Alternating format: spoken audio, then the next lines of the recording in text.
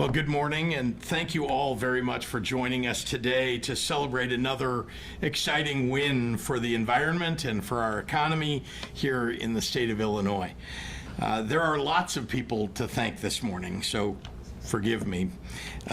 First and foremost, I want to thank President Biden, whose leadership on climate action and sustainability are truly unmatched by any president in our history. Followed closely behind the administration are our two great United States Senators, Dick Durbin and Tammy Duckworth, and the members of our delegation who voted in favor of the Inflation Reduction Act, which made these grants possible. There are some amazing public servants who don't seek the limelight, but deserve much of it today. That includes the dedicated staff at the Illinois Environmental Protection Agency, led by Interim Director James Jennings, and their counterparts at the U.S. EPA, represented here by one of Illinois' own, EPA Regional Administrator Deborah Shore. This tremendous partnership between state and federal agencies has once again yielded tremendous results for our state: cleaner air and water, stronger and more sustainable infrastructure, and further economic growth and opportunity. There are too many others to name: public officials, environmental stewards, our port commissioners and workers who not only help secure this funding, but are going to put it to work on behalf of our communities. But I want to acknowledge a few of them anyway, some with us, including Yvonne Solis, who you'll hear from in a moment, chairman of the Illinois International Port District, Pastor Scott Onquay of the Illinois Clean Jobs Coalition, and the members of the General Assembly who support environmental protection and climate action. I'm not someone who thinks it's okay for Illinois to be anywhere but among the very best states by every measure. When I came into office almost 6 years ago, Illinois was lagging far behind our peer states in addressing the climate crisis.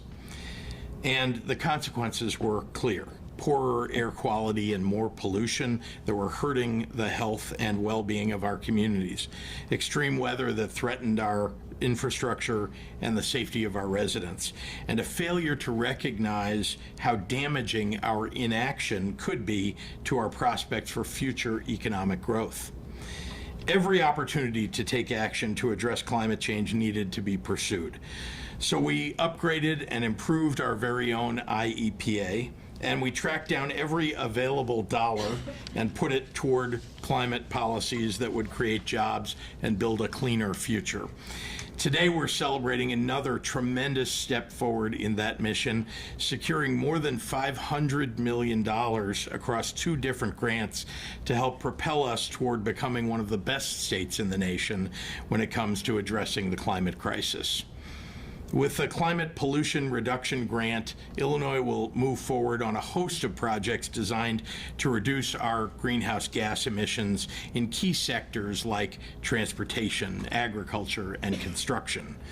A portion of this will go to heavy-duty vehicle electrification that will further solidify our status as a freight hub. Our farmers will be supported in their transition to sustainable, climate-smart agricultural practices. And clean building technologies will be deployed to lower energy bills and make homes more comfortable. These projects will dramatically reduce greenhouse gas emissions and keep us on track to meet our climate goals that we set in the Climate and Equitable Jobs Act. But that's not all. EPA's Clean Ports program allows Illinois' ports to advance toward zero carbon emissions by upgrading and decarbonizing port equipment, vehicles, and infrastructure while providing workforce and community development opportunities. Our ports are an essential part of our economy, and this grant will ensure their long-term stability and support the workers, businesses, and communities that rely on them. So what we're celebrating here today is $500 million in grants and programs that will create good, clean jobs, fueling stronger economic growth, sustainable transportation and infrastructure that makes our communities healthier and increases quality of life, and a brighter long-term future for our children and our families. From joining the U.S. Climate Alliance in my first week in office, to the passage of the Climate and Equitable Jobs Act, to today's major grants announcement, Illinois is rising to meet the challenges that climate change presents by investing in a vision of sustainability, opportunity, and prosperity. I am truly, deeply, deeply grateful to the Biden-Harris administration for believing in and investing in that vision, and am deeply grateful to all of you for helping power the next chapter for Illinois. I want to especially name, as I did a little earlier, Senator Dick Durbin, who has just been an outstanding champion for bringing home a grant like this and working with the Biden-Harris administration on behalf of the people of Illinois. I truly am not only grateful, but I recognize his statesmanship always for the people of our state. With that, it's my honor to hand this podium over to him, a true champion for Illinois, our state's senior senator, Dick Durbin.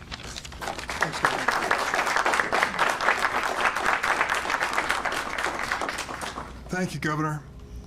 If you believe that the climate crisis is a hoax, then what we're doing today and what we're announcing is a bad joke at the expense of taxpayers. But if you believe the climate crisis is real, if you look at the extreme weather events that are taking place around our country and around the world, if you hear that this may be the warmest year in recorded history ever, and you think this has consequences for our children and grandchildren, then what we're doing today could not be more important. I want to thank Governor Pritzker for making Illinois a leader in dealing with this issue. He has pointed out some of the areas in particular that he's worked on, and the federal resources we're sending back to Illinois are going to give him a chance to expand those, which I know he will. 2 years ago, President Biden and Democrats in Congress passed the Inflation Reduction Act. It was historic, largest investment ever in the climate crisis. By investing more than $630 billion in clean technology, the Biden-Harris administration has spurred nearly $1 trillion in private investment across the nation. In Illinois alone, nearly $19 billion in federal funds have been secured for climate-smart projects that decarbonize industry, bolster climate-smart agriculture, and create good-paying jobs. Illinois is leading the way in combating the climate crisis, reducing greenhouse gas emissions, replacing lead service lines, which is a passion of my colleague, Senator Duckworth, and developing PFAS remediation technology. Now is not the time to rest on our laurels. We have to be realistic on the challenges that we face. Republicans have sworn to repeal the Inflation Reduction Act and claw back our most ambitious climate investments. The president-elect campaigned on ending meaningful climate action, claiming, of course, the climate crisis is a hoax. The Inflation Reduction Act invested in communities, clean energy jobs, and manufacturing for all Americans, regardless of where they live or what their party affiliation may be. Those who are coming to power in Washington want to take it all away, even though billions of dollars of investment are pouring into their own states and districts for climate resiliency efforts. I hope members representing those areas will see reason and work with us to protect American jobs and preserve the Inflation Reduction Act. I'm committed to combating any attempt to revoke promised federal funds to Illinois, and will keep working to protect these federal investments. As that work continues, states like ours must continue to lead the way on climate action. There will be a day of accounting when future generations ask, what in the hell were you doing when this was going on in Washington? I want to make sure we have a good answer. It is more important than ever for states to aim for big, ambitious climate projects. Fortunately, Illinois can create an example across this nation. Thanks for joining us today, and it's my honor to introduce a friend, a real leader on the environment, someone who has served so well and effectively as Regional Administrator of the U.S. EPA, Deborah Shore.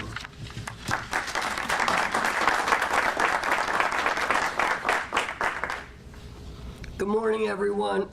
I'm Deborah Shore, Regional Administrator for EPA Region 5 and manager of EPA's EPA's Great Lakes National Program based here in Chicago.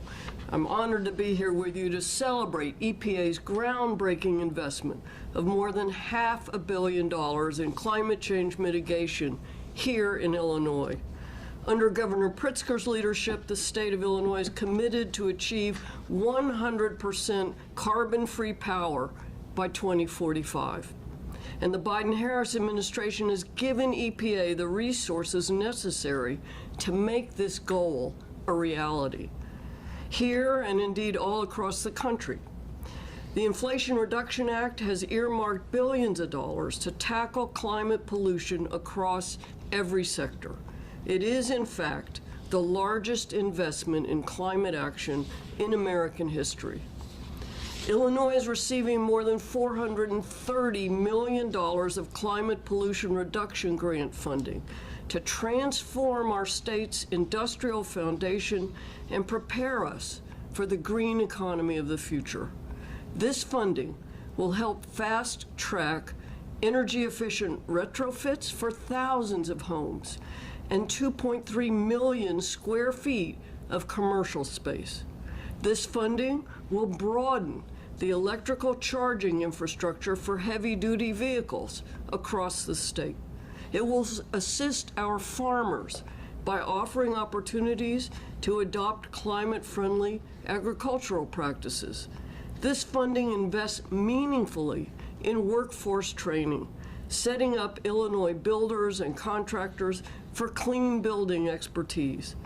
And we're investing this funding with equity and inclusion in mind to bring all Illinois residents into a cleaner and greener future. The Inflation Reduction Act invests in so many other industrial sectors that define Illinois' economy too. Earlier this month, we announced more than $95 million to transform the freight sector. Ports, like Illinois' International Port District, help drive our economy. Yet ports are also places where fossil fuel burning vessels and equipment converge.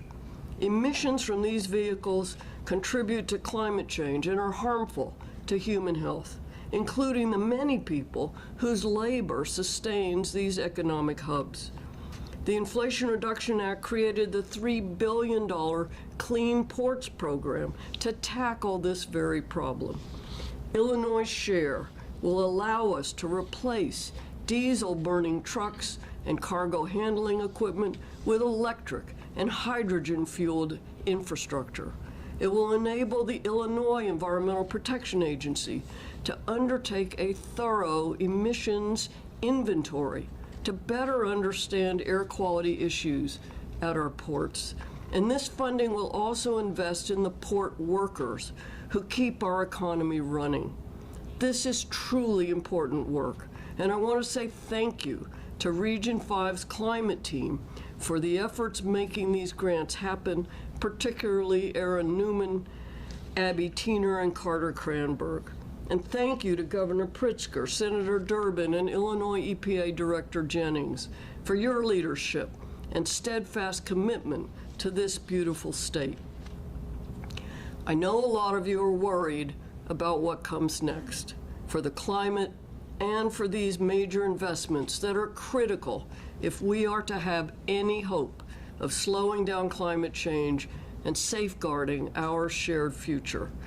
I can't speculate about what may happen in the incoming administration, but EPA remains focused on our mission of protecting human health and the environment. We are still doing our jobs, and we will continue to deliver results for the American people. This includes working with organizations to finalize projects in Illinois and around the nation, which were reviewed, scored, and selected based on their ability to meet the needs of all Americans, regardless of political, socioeconomic, or geographic boundaries. EPA is on track to obligate nearly all of available bipartisan infrastructure law and Inflation Reduction Act dollars by the end of President Biden's term. And in the months and years to come, it will be heartening to see the dividends of these investments paying off. Thank you, and now I want to turn to my colleague and friend and partner in all this essential work, Illinois EPA Director James Jennings.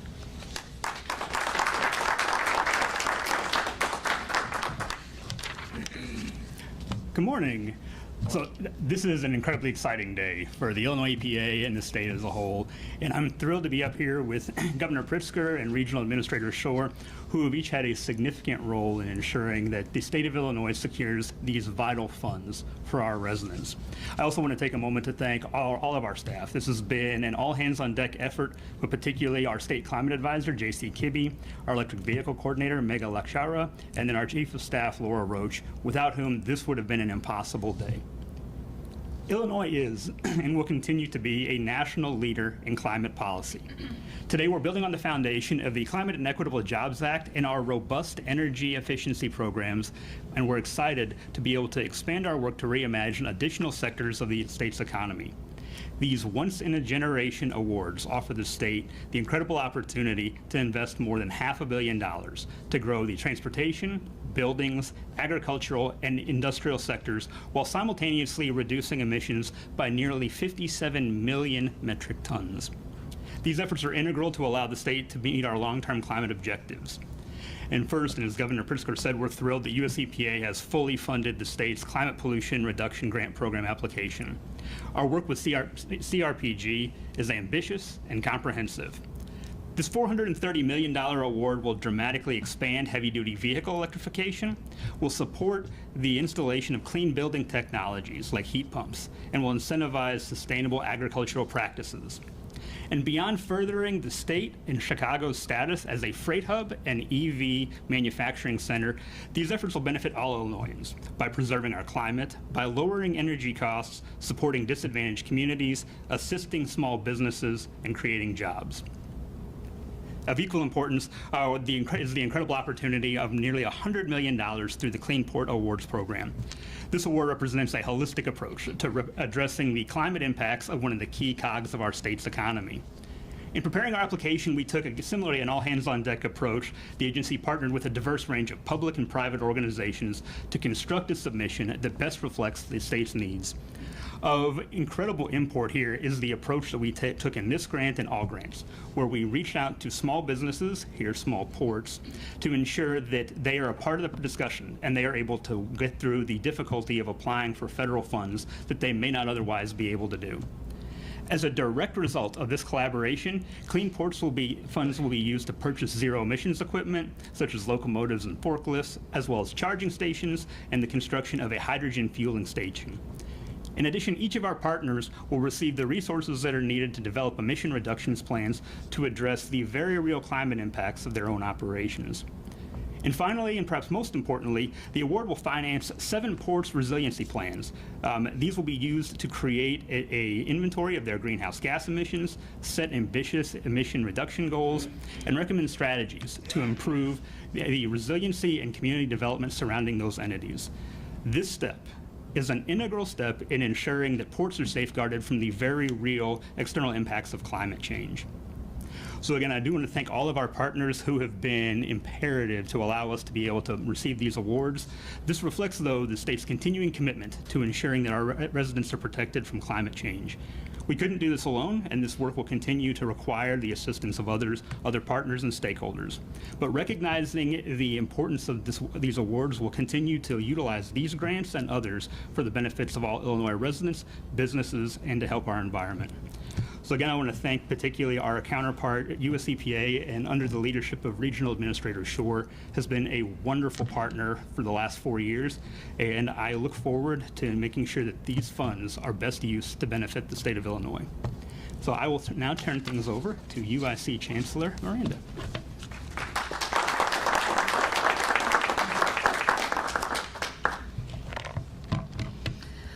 So in addition to serving as the Chancellor at the University of Illinois Chicago, I've also worked on environmental issues, particularly environmental health, my entire professional career. So this is a very exciting day for me, and I want to thank Governor Pritzker for extending an invitation to me to speak on this very exciting occasion. You know, climate change represents an existential challenge, and UIC is developing solutions and leading by example, and we stand ready to partner with the federal government and the state government and all this good work that is going on. We are developing innovative solutions and leading by example. Importantly, we integrate these twin goals across our entire academic and operational functions. Our work on innovative solutions includes UIC's Urban Transportation Center, which is helping to transition the Illinois International Port District toward clean energy. Through the Crocus Initiative, UIC partners with Argonne National Laboratory to provide Chicago communities, particularly underserved neighborhoods, with real-time environmental data, localized climate models, and educational programs to foster resilience against climate risks. UIC faculty members collaborate with the City of Chicago to monitor air quality near industrial zones. As part of the $160 million Great Lakes Renew Consortium, UIC contributes to turning waste into economic value by developing processes to extract useful materials from wastewater. Through community partnerships and data-driven research, our new Center for Climate and Health Equity addresses pollution reduction and other climate-related challenges like heat and flooding in vulnerable neighborhoods. UIC also chooses to lead by example. We have made and followed through on commitments to carbon neutrality, zero waste, net zero water. UIC's campus has multiple green buildings designed with sustainability in mind, reducing both greenhouse gas emissions and operational costs. We also require all new construction and major renovations to meet LEED standards. We are committed to enhancing biodiversity, including initiatives like native landscaping, green roofs, and pollinator-friendly spaces. As a beekeeper myself, those pollinator-friendly spaces are a favorite of mine. Governor Pritzker, thank you for making climate action a key area of emphasis for Illinois and our world. You can count on UIC to be a committed partner in our shared goals to reduce greenhouse gas emissions and protect our environment for future generations. I'd now like to introduce Pastor Scott Onque, who is both the pastor of St. Luke Baptist Church and the policy director at Faith in Place.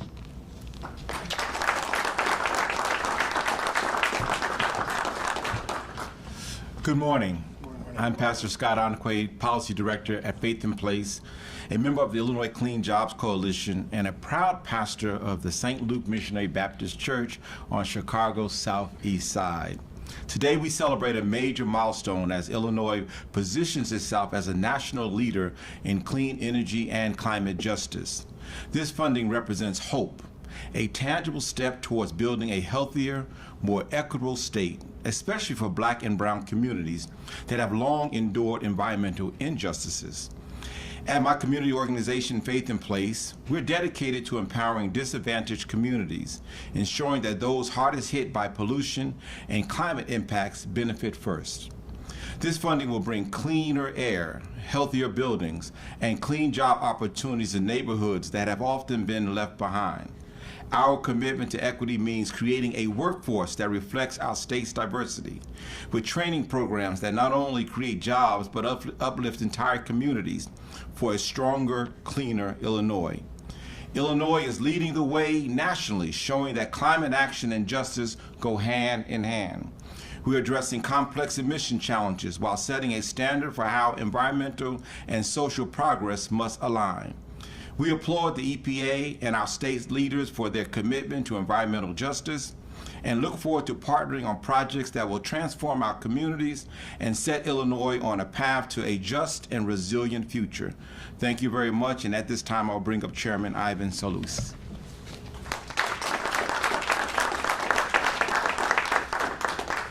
Morning, everyone. Thank you, Pastor Onque. My name is Ivan Solis. I am chairman of the Illinois International Port District Authority, also known as the Port of Chicago. I am also joined here by my vice chair, Dr. P.S. Sriraj, with the UIC Transportation Center. And I want to thank Governor Pritzker, our members of the congressional delegation, and Senator Durbin in particular, Senator Duckworth, the U.S. EPA, and Director Shore, the Illinois EPA and the team, Mr. Jennings, and also Chicago Mayor Brando Johnson for their roles in awarding us part of this grant. Today marks a new day for the Port of Chicago. This grant will not only shape the future of our port, but also reduce emissions and further position the Port of Chicago for sustainable growth on both a national and an international scale. Additionally, this funding will position both the state of Illinois and the city of Chicago to be on the cutting edge of new green technologies in transportation while boosting the global economy and delivering environmental successes for years to come. In the near future, the Port of Chicago will be home to electric vehicle supply equipment, shore power infrastructure, solar and wind power generation, hydrogen fueling infrastructure, and battery energy storage systems. We envision a network of electric trucks utilizing our now vacant land, charging as they travel across Chicago and the region. We are proud to join several other ports in America and the Great Lakes who have already benefited from these types of investments. We're also proud to become a leader in green technology and become a model for other ports across the nation and the world as they look to make changes of their own. We still have a long way to go in bringing our port back to shipshape and becoming the cargo leader of the Great Lakes.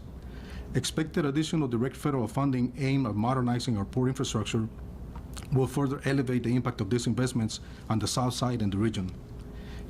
This is another step in the right direction for the greatest multimodal hub in North America.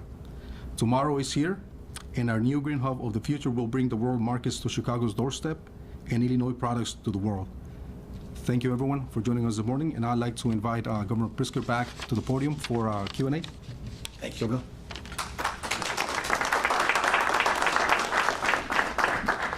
Happy to take any questions from members of the media. Olivia. I had one on-topic maybe for Deborah, maybe for you. It was basically just, you said that most of the IRA money will be obligated by the end of Biden's time in office. With that said, like, what would rolling back the IRA under Trump mean if the money's already kind of out? Makes sense? Well, as I understand it, if it's obligated, then it's there. I was in Minnesota yesterday, which received nearly $200 million through Climate Pollution Reduction Grant. It's in their bank account now. And so we are working really hard to make sure that the $431 million coming to Illinois from the CPRG and the 90 million plus from Clean Ports is going to be in their accounts, and it can't be taken back. So if a Republican Congress and the Trump administration does like repeal the Inflation Reduction Act, what would that actually mean, like next year? Yeah, I can't speak to what might happen. We are just working as hard as possible to make sure that those funds that Congress allocated get dispersed and deployed in a way that makes a difference in people's lives. Could I respond to that? My electric bill is $15 a month because I decided 2 years ago to use this Inflation Readjustment Act to put solar panels on my home.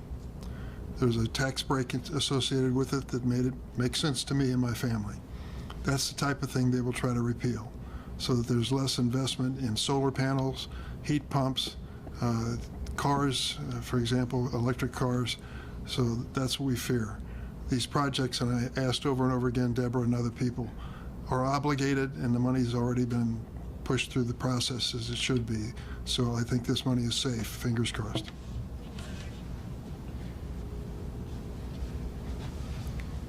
Yeah, Sarah.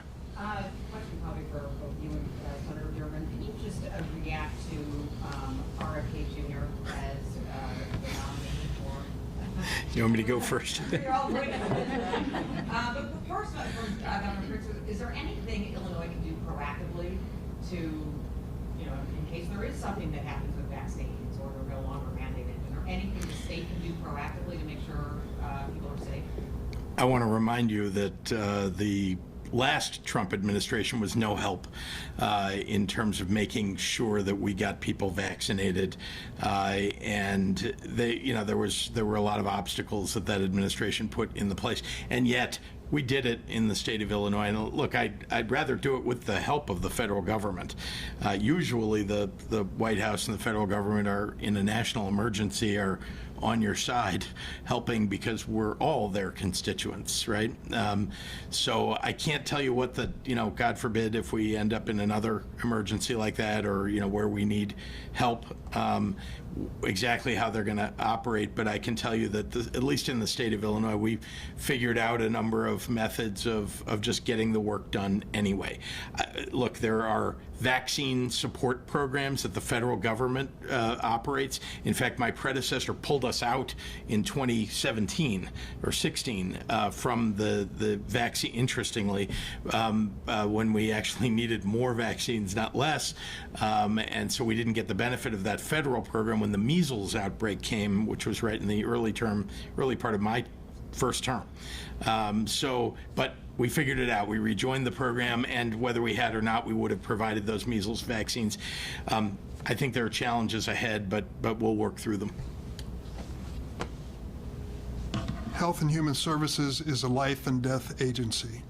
In that agency are Food and Drug Administration to make sure that what we buy and eat is safe, new drugs to make sure that they are safely dispensed to the American public, the National Institutes of Health, the leading health research agency in the world. When we look at this and all the others, CDC, we understand that this is one of the most important and sensitive appointments that a president can make. Robert F. Kennedy Jr. may be qualified in some areas. He is totally unqualified for this job. He is engaged in quack science and crazy theories right and left and drawn a lot of attention because of it. I fear this man is going to bring those same ideas to the administration of this life and death agency, and that would be a disaster. What can he legally do? I mean, Well, I he know can. you say he's got NIH, but I mean, what can he? Well, without Congress, what can he? You can slow things down. You can make sure things don't happen. You can start questioning things that the American people take for granted.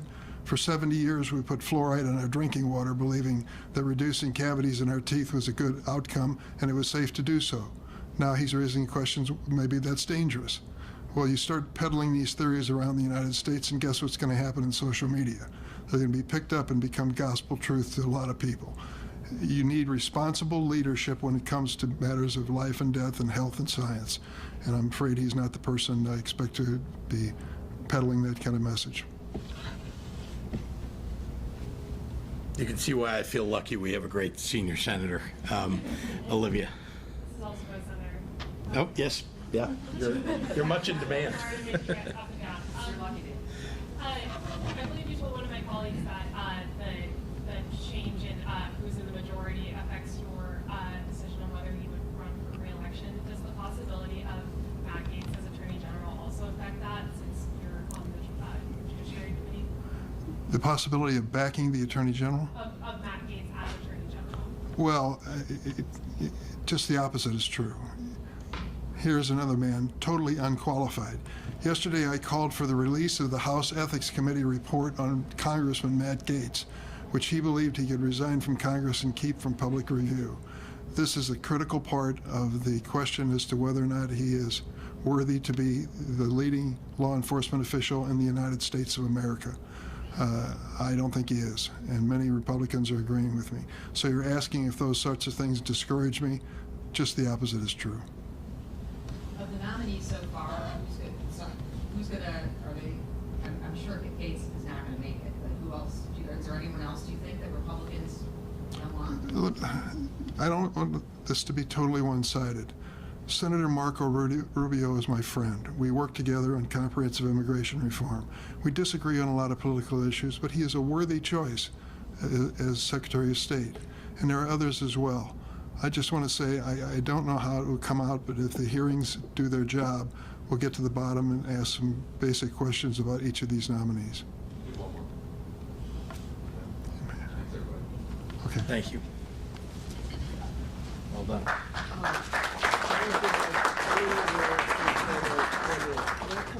Absolutely, yeah. Well done. Thank you.